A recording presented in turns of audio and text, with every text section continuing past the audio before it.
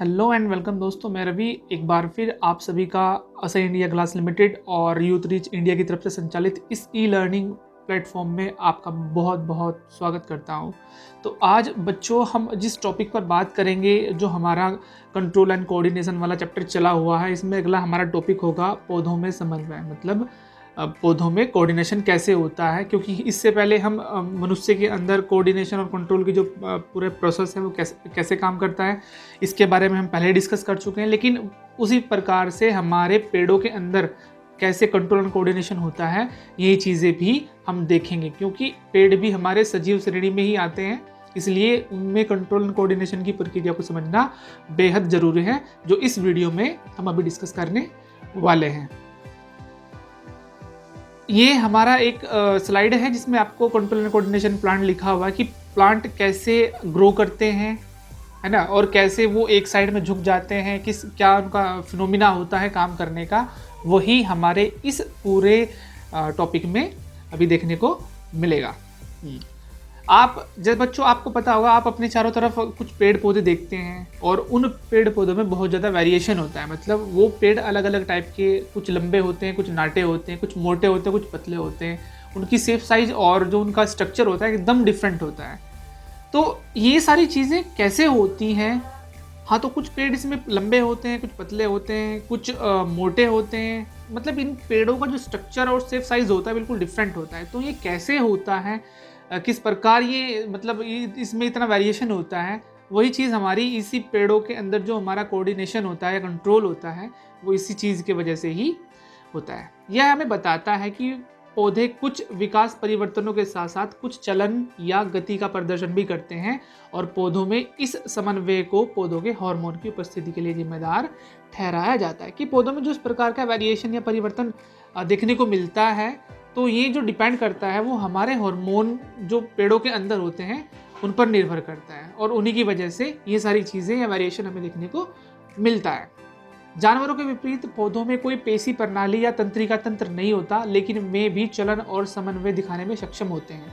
इन चलन या गति को हार्मोन द्वारा हमेशा ही नियंत्रित किया जाता है। हालांकि जिस प्रकार से मनुष्य के अंदर जो हमारा नर्वस सिस्टम पढ़ चुके हैं कि अलग अलग प्रकार के ऑर्गन्स होते हैं, हमारे अंग होते हैं, और वो पार्टिसिपेट करते हैं हमारे शरीर को कंट्रोल करने में, तो इस टाइप का स्ट्रक्चर या इस टाइप की जो प्रोसेस है वो पेड़ों के अंदर नहीं होती। लेकिन उसके बाद भी ये समन्वय और चलन दिखाने में, मतलब मोमेंट करने में, ये हमें सारी चीज़ें शो आउट करते हैं। तो ये कैसे होता है?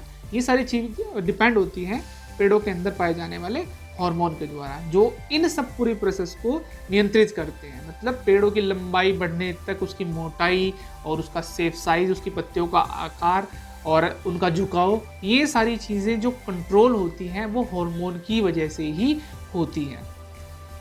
हाँ, तो पौधों में समन्वय क्या है? अब हम देखेंगे कि जो कोऑर्डिनेशन है पेड़ों के अंदर वो असल में क्या है।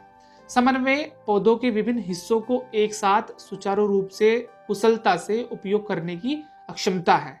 पौधों में समन्वय एक रासायनिक प्रणाली के परिणाम के कारण होता है, जिसमें पौधे हार्मोन या फाइटो हार्मोन की प्रमुख भूमिका होती है। मतलब शरीर के जितने भी हिस्से होते हैं पेड़ के, चाहे पत्तियां हो, तना हो, उसकी ब्रांचेस हो, तो इसको एक सीक्वेंस में या उसको एक अच्छे तरीके से पूरे उसके उपयोग करने की उसकी क्षमता को ही, कि किस प्रकार कोई पेड़ अपने हर एक हिस्से का अच्छे से इस्तेमाल करता है, और इस उपयोग करने की जो उसकी कैपेबिलिटी या उसकी क्षमता होती है, उसको ही हम पौधों में समन्वय कहते हैं। और जो ये पूरी प्रक्रिया होती है, ये एक रासायनिक एक सिस्टम होता है पेड़ों के अंदर, रासायनिक प्रणाली होती है जिसमें हार्मोन होते हैं, और ये वही हार्मोन पेड़ों को ऐसा करने के लिए प्रेरित करते हैं।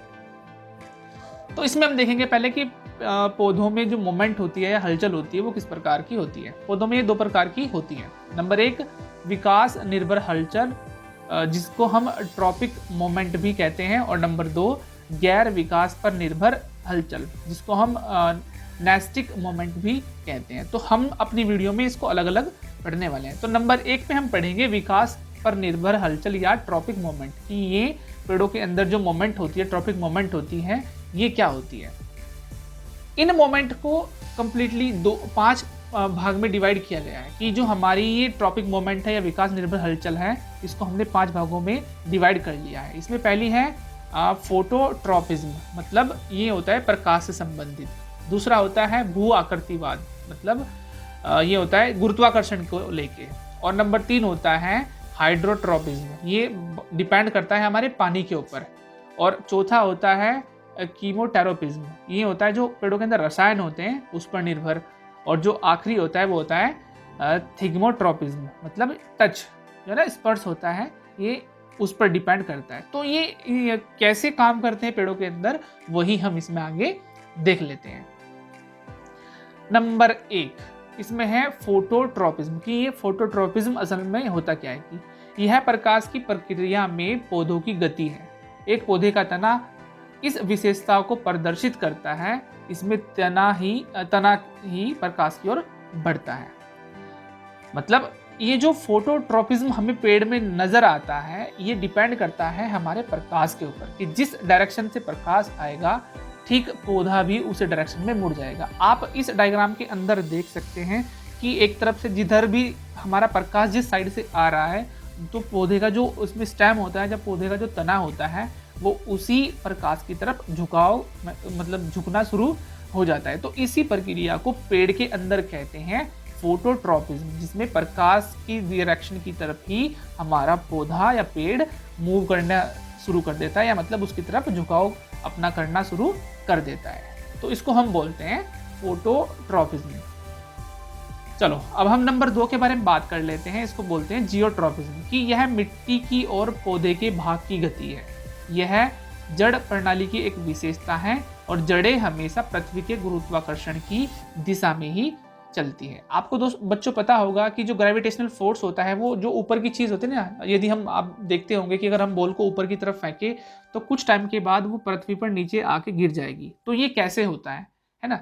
ये होता है हमारा ग्रेविटेशनल फोर्स की वजह से। ठीक ऐसे ही पेड़ों के अंदर भी इस टाइप का एक फोर्स होता है जिसको जियोट्रॉपिज्म कहते हैं। इसमें क्या होता है कि जो हमारी जड़ें होती हैं, पौधों की जड़ें होती हैं, आपने देखा होगा वो हमेशा नीचे की तरफ ही मिट्टी में नीचे धंसती रहती है लगातार, लेकिन वो कभी ऊपर की तरफ नहीं आती। कारण है जियोट्रॉपिज्म प्रक्रिया जो पेड़ों के अंदर होती है। इसमें ये होता है कि जो हमारी जड़ें होती हैं वो लगातार नीचे की ओर गति करते हुए लगातार मिट्टी में पहुंच जाती है। तो इसी प्रक्रिया को पेड़ों के अंदर हम जियोट्रॉपिज्म बोलते हैं। आप इस डायग्राम के अंदर जड़ों को देख सकते हैं कि एक तरफ जो हमारा तना है वो ऊपर की तरफ बढ़ रहा है, वहीं जो हमारी जड़ें हैं वो नीचे की तरफ जा रही है। इसी को बोलते हैं हम जियोट्रॉपिज्म।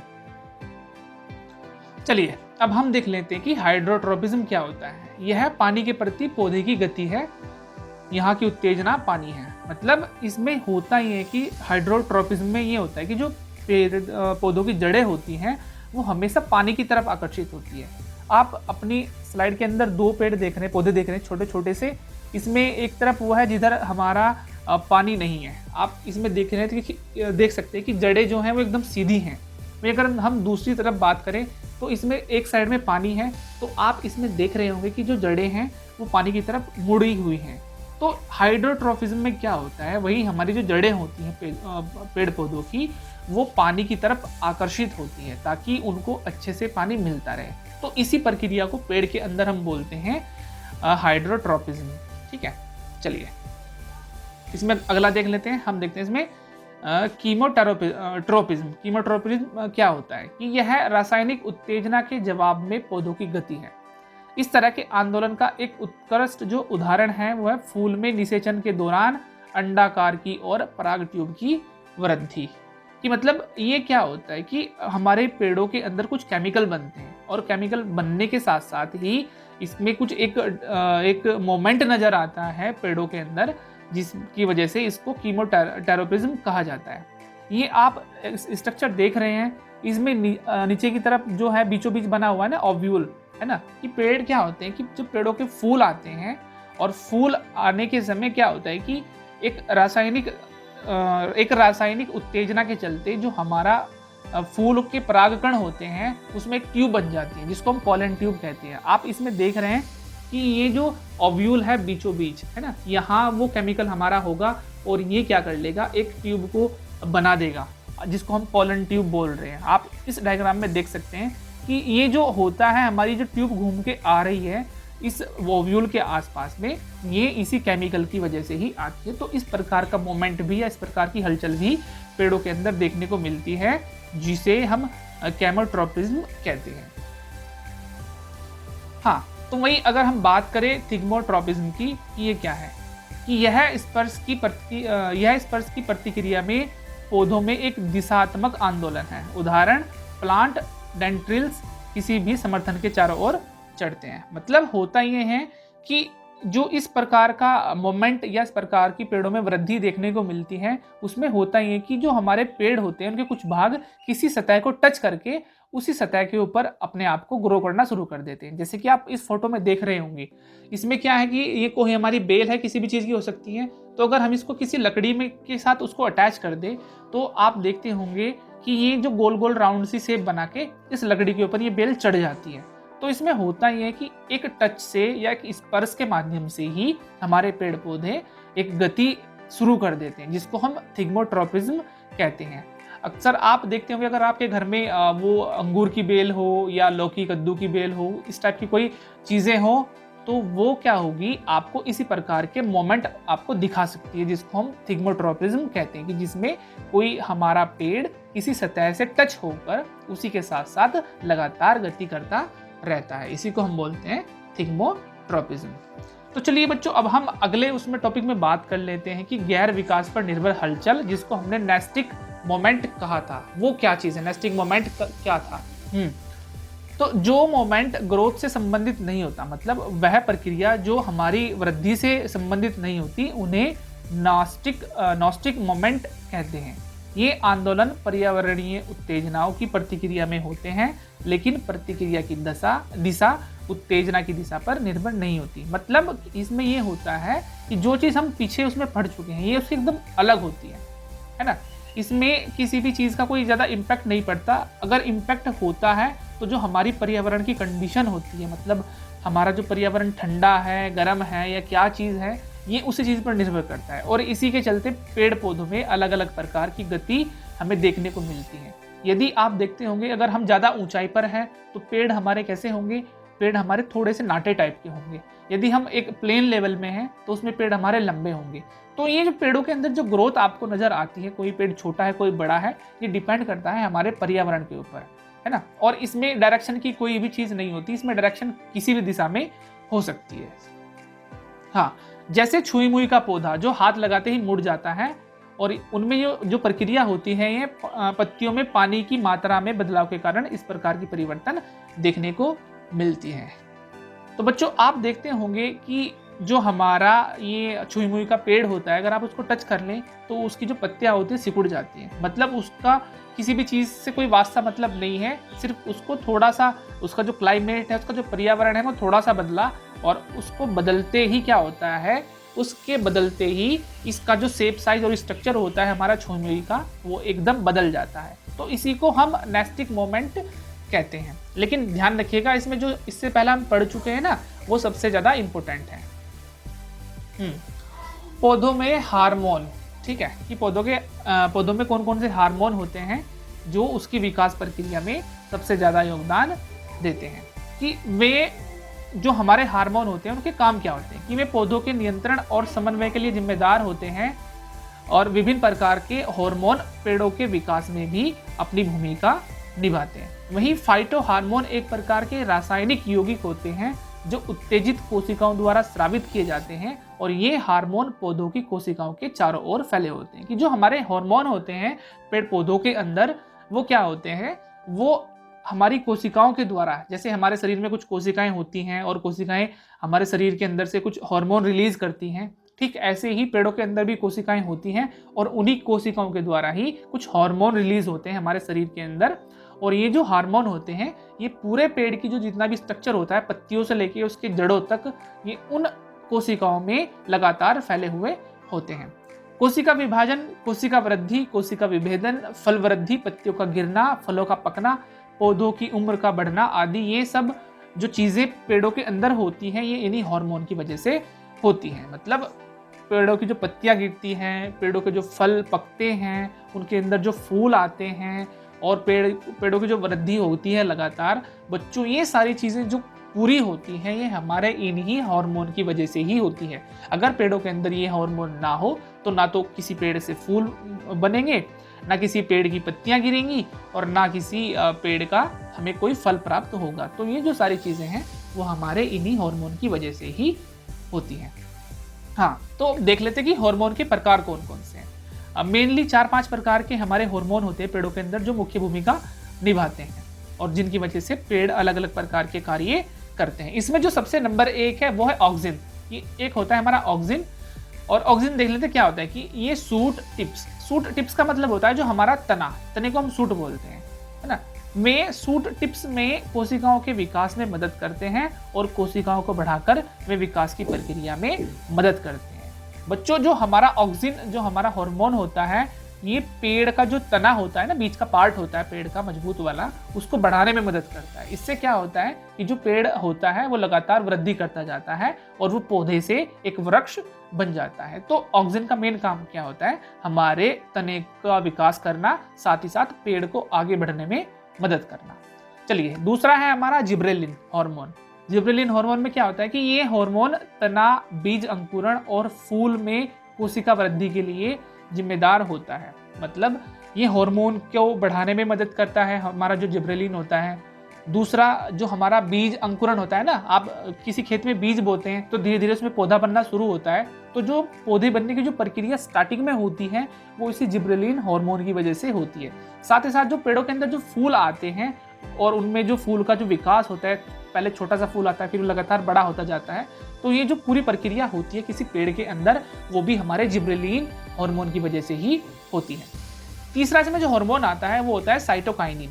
कि ये क्या होता है कि ये पौधों में कोशिका विभाजन को बढ़ावा देते हैं और वे स्टोमेटा के खुलने को बढ़ावा देते हैं और पत्तियों की उम्र बढ़ाने में भी मदद करते हैं। मतलब क्या होता है कि जो हमारा पौधे होते हैं उनमें कोशिका का विभाजन होता है। कोशिका विभाजन मतलब होता है कि कोशिका टूटती है बनती है, टूटती है बनती है। मतलब जब कोई कोशिका पुरानी हो जाती है तो वो नष्ट हो जाती है और उससे नई कोशिका बन जाती है। इसी को हम कोशिका विभाजन कहते हैं या इसको सेल डिवीजन भी कहते हैं। साथ ही साथ इस साइटोकाइनिन जो हार्मोन का मेन काम है कि जो हमारे स्टोमेटा होते हैं, स्टोमेटा हम पहले चैप्टर में देख चुके हैं कि जो हमारे जो पत्तियां होती हैं, पत्तियों के नीचे जो भाग होते हैं उसको हम स्टोमेटा कहते हैं और ये उसके खुलने और बंद होने में भी साइटोकाइनिन मदद करता है। तीसरा जो काम होता है कि जो पत्तियां, आप देखे होंगे पेड़ों के ऊपर कुछ समय तक पत्तियां लगातार हरी रहती हैं, तो कुछ लंबे टाइम तक जो पत्तियां बनी रहती हैं उसका जो मेन रीजन है वो साइटोकाइनिन होता है कि पत्तियों को लंबे समय तक पेड़ों पर बनाए रखने की जो प्रक्रिया में भाग लेता है वो हमारा साइटोकाइनिन हार्मोन ही पार्टिसिपेट करता है। ठीक है, और इसमें अगला है हमारा एब्सिसिक एसिड। कि ये क्या होता है कि विकास को रोकता है और पत्तियों के विलयन का कारण बनता है, कलियों और बीजों की सुस्ती को भी। हमारा जो एब्सिसिक एसिड होता है ये विकास को रोकता है। मतलब विकास का मतलब होता है कि जो हमारा डेवलपमेंट हो रहा है पौधों का, तो एक निश्चित टाइम के बाद उसको ये रोक देगा। साथ ही साथ और जो हमारे पेड़ों के जो पत्तियां होती हैं उनके अंदर एक चिपचिपा सा पदार्थ होता है, उसके जो बनता है वो पेड़ों की पत्तियों के अंदर, वो भी हमारा इसी एसिड की वजह से ही बनता है, जिसको हम एब्सिसिक एसिड कहते हैं। साथ ही साथ जो बीज और कलियां होती हैं उनके निर्माण में भी या उसकी प्रक्रिया में भी वो पार्टिसिपेट करता है। तो ये हमारे कुछ आज का टॉपिक था जिसमें हमने हार्मोन के बारे में पढ़ा है और पौधों में समन्वय कैसे होता है, पेड़ पौधे कैसे बढ़ते हैं, ये सारी चीज़ें हमने डिस्कस करी है। अगर आपको समझने में कोई समस्या आती है तो आप कमेंट सेक्शन में लिख सकते हैं। अदरवाइज आप हमारे मतलब इस चैनल के ऊपर जो वीडियो डाली गई है आप इसको अच्छे से एक बार फिर दोबारा देख सकते हैं ताकि आप इस चीज़ को अच्छे से समझ सकें। तो आज की इस वीडियो में इतना ही बच्चों, जल्दी ही एक नई वीडियो के साथ दोबारा फिर मैं आपसे फिर मिलूंगा। तब तक के लिए गुड बाय।